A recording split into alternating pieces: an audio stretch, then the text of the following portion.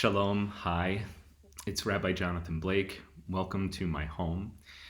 I'm happy to share with you a few reflections for this year's Pesach, a Passover that, of course, will be unlike any in our memory.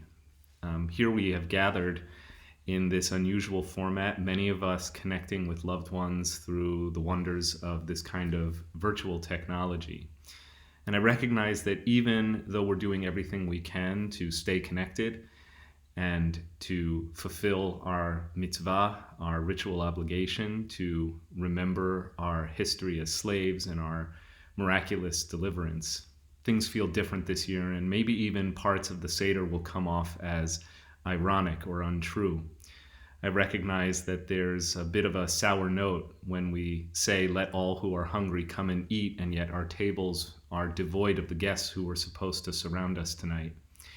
I recognize the irony in saying we used to be slaves and now we are free, when in fact we are quarantined and sheltered in place in our homes. The egg and the karpas, the green herb symbolizing rebirth and spring and renewed life, all come off as strange when we live under the specter of illness and death. And yet there are other themes of Pesach this year that will resonate with new power and possibility. The angel of death who haunts the song Chad Gadya, the saltwater tears, the bitter herb, the brittle matzah, which is known as the bread of affliction, all will taste more real this year, I think. And especially the reenactment of the 10 plagues.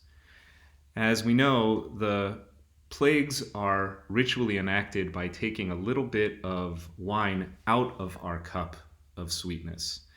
So I've poured myself a little bit of the good stuff. I've got some Manischewitz, kosher for Passover, Concord grape.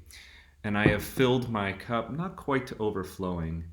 And as we prepare to retell and enact the 10 plagues that afflicted the Egyptians during the Jewish people's time of greatest need, the custom is that we might dip one very clean, washed finger into the wine. Now, you don't drink the wine in this instance, because it actually represents the diminishment of joy. And you take your finger and then you just put it on a plate so that we've spilled a little bit of a drop. With each recitation of the plagues, we say, Dam, for blood, Tzfardeya, frogs, Kinim, lice, and so forth.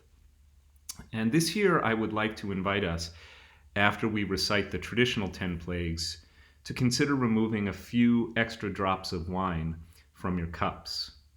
And so we spill a drop. We remove a little bit of sweetness from our cup of bounty for all those who have already been taken by the COVID-19 pandemic.